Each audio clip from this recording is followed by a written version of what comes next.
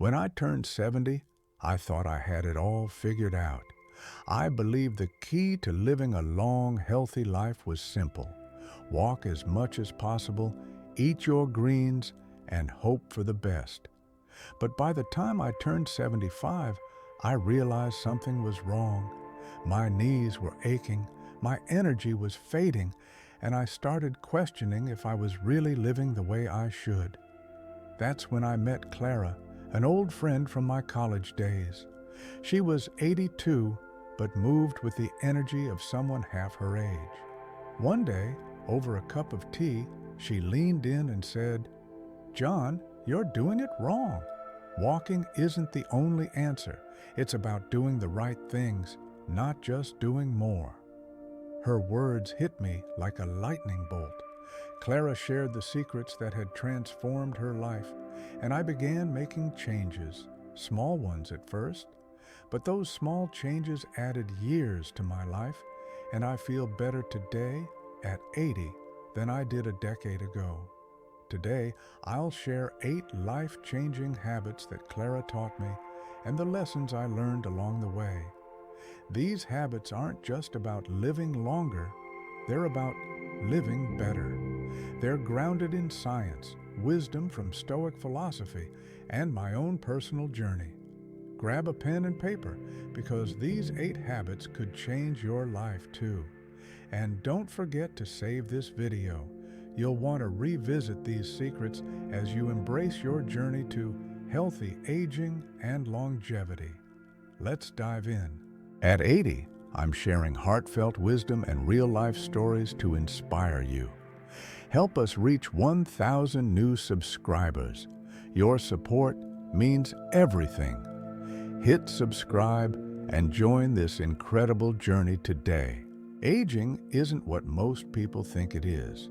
It's not about slowing down or fading into the background. It's about finding the wisdom, balance, and strength to live life on your own terms. That's what Clara showed me when I was struggling with my health and mindset in my 70s. She taught me that it's not about walking endlessly or pushing yourself to exhaustion. It's about making deliberate choices that nurture your mind, body, and soul. And as I started to embrace her advice, I realized that the secrets to a long and fulfilling life aren't complicated. They're simple, powerful habits that anyone can adopt. Today, I'm going to share these 8 habits with you. They're backed by modern health research, timeless lessons from Stoic philosophy, and most importantly, personal experience. Whether you're 70, 80, or even 90, it's never too late to start. These habits helped Clara live vibrantly into her 80s, and they've completely changed how I approach aging. So, let's explore how you can live not just longer, but better, and why walking less might actually be one of the smartest choices you'll ever make. When I was 70, I thought the secret to health was walking as much as I could. 10,000 steps, 15,000 steps, you name it. But one day, Clara asked me, "John, why are you wearing out your knees just to hit a number?" She told me about her doctor's advice. It's not how far you walk, it's how you walk that matters. I started shifting from long, exhausting walks to shorter, more intentional ones. I'd take 20-minute strolls through the park, focusing on my breathing and posture.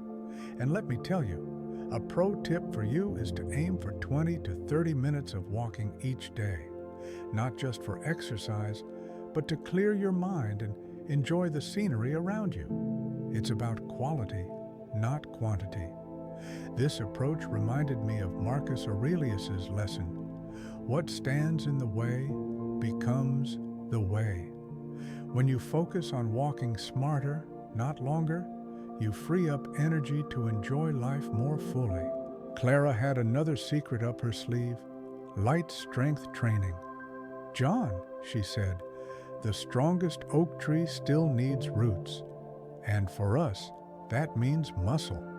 She introduced me to resistance bands and light dumbbells. At first, it felt awkward, but within weeks, I noticed a difference. My posture improved, my energy increased, and those nagging joint pains started to fade. A pro tip for you is to start small. Try simple chair squats or use resistance bands for a few minutes twice a week. You'll be amazed at how quickly you'll feel stronger. Studies from Dr. Peter Attia's book, Outlive: The Science and Art of Longevity, show that maintaining muscle mass reduces the risk of falls and improves balance, and I've felt that firsthand. One thing Clara always emphasized was the importance of rest. She once told me, "John, it's not what you do that makes you tired. It's what you forget to recover from." As someone who used to sleep just 5 to 6 hours a night, I had no idea how much I was sabotaging my health. Clara shared her routine: dim the lights an hour before bed, sip chamomile tea, and avoid heavy meals in the evening. A pro tip for you is to create a calming bedtime ritual, whether it's light stretching, journaling, or just listening to soothing music. It can work wonders for your sleep quality. Seneca, the great Stoic, wrote, "It is not that we have a short time to live, but that we waste a lot of it." Prioritizing rest ensures we don't waste the precious time we have. Clara's most surprising advice? "John, you can eat the best food, exercise every day, and still feel empty if you don't have connection."